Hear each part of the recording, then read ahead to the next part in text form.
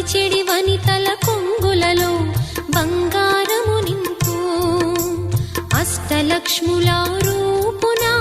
అవతారం దాల్చినది కష్టములను తొలగించగా భూమిలో వెలసినది లక్ష్మీదేవి కథా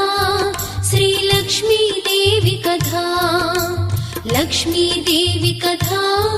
శ్రీ లక్ష్మీదేవి కథా